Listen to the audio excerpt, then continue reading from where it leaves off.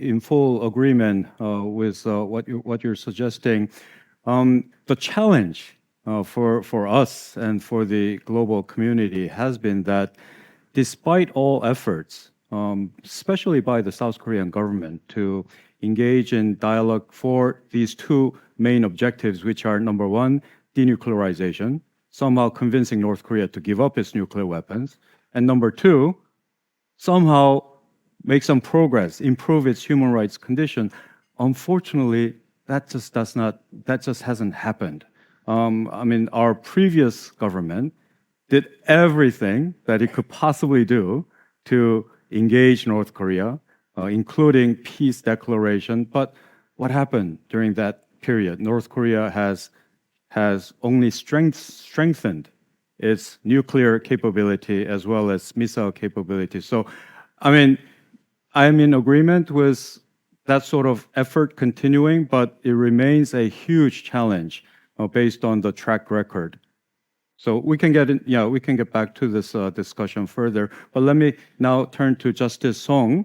One of the recommendations of the COI was to have the Security Council refer the perpetrators, those who are responsible for the violations, to the International Criminal Court, which you headed as president. That hasn't happened either. Is it possible? Where do we go from here in terms of prosecutory mechanism? Well, let me recall the historical facts briefly.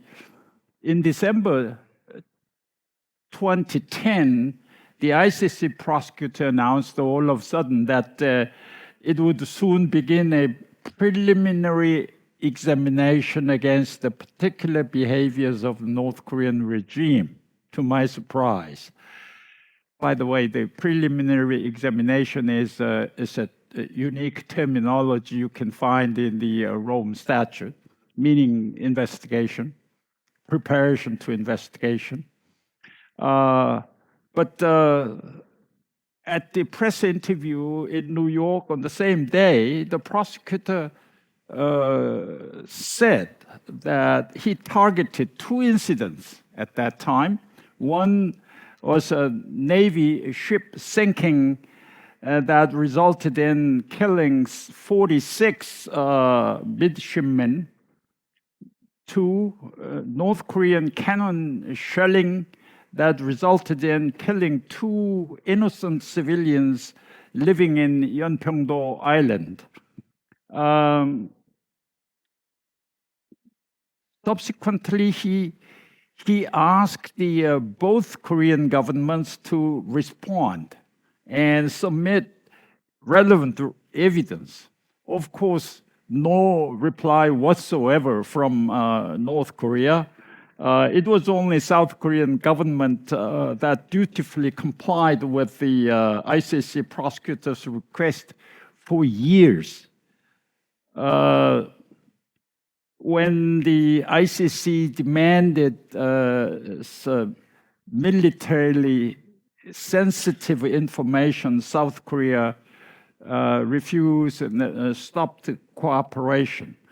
So the preliminary examination seems to me from the beginning had no specific aim and purpose, and nothing has been produced. So I personally looked into how well prepared the Office of the Prosecutor of the ICC was internally. But there was practically no internal preparation at all on the part of the ICC prosecution. The ICC prosecutor appointed a very young female staff with no experience whatsoever as a focal point on the Korean situations. This lady did not even distinguish North Korea from South Korea, the vice versa. She was, of course, not able to write report or inter-office memo. And in this particular juncture, Kim Jong-il died in December 2012, and the prosecutor's term expired. The succeeding prosecutor hired sort of pro-North Korean scholar from a state party to write the final report to be submitted to the ICC's Assembly of States parties. His report, I read very carefully.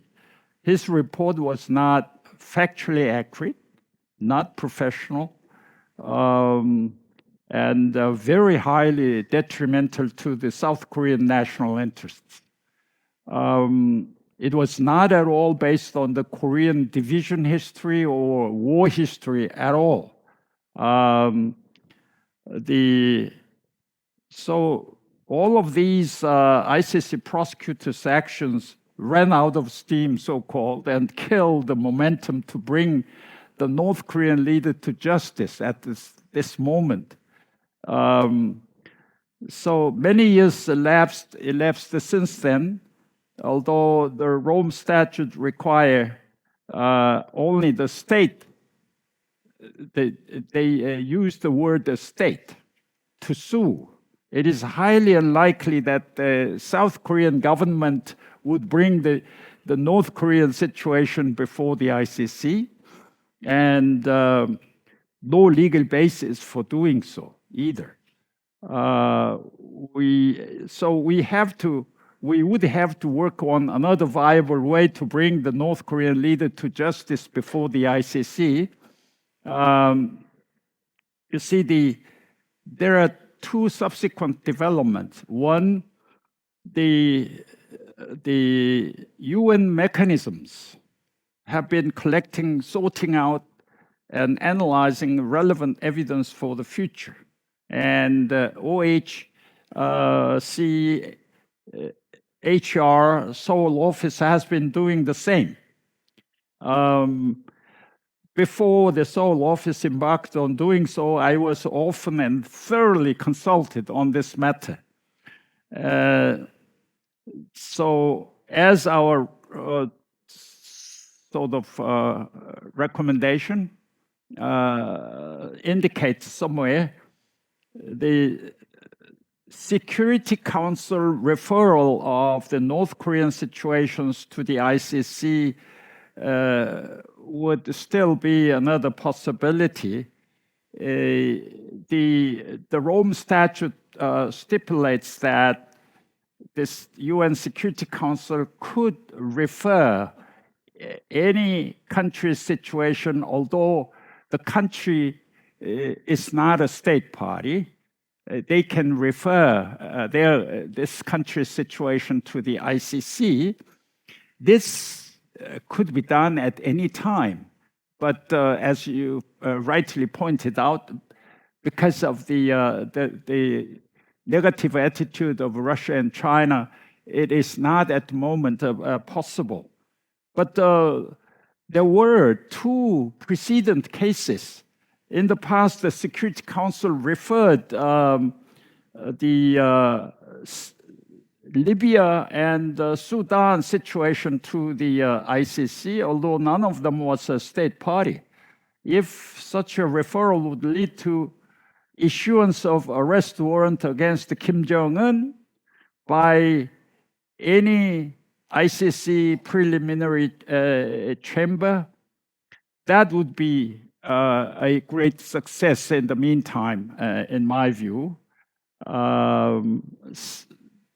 You see, since the arrest warrant issued by the ICC has no statute of limitation, so if the arrest warrant would be issued, the span of Kim Jong-un's activities, diplomatic or international, whatever, would be restricted considerably internationally over time.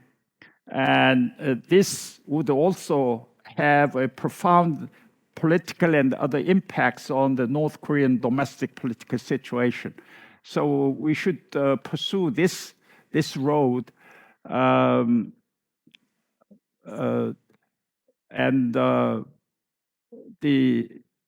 as a matter of principle, the ICC jurisdiction would not be extended to a non-member state.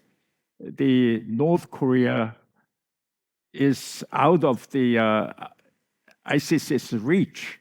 But if that kind of incident would happen again, although I never want to see it happen, but then we could develop our ways from there. So although very narrow,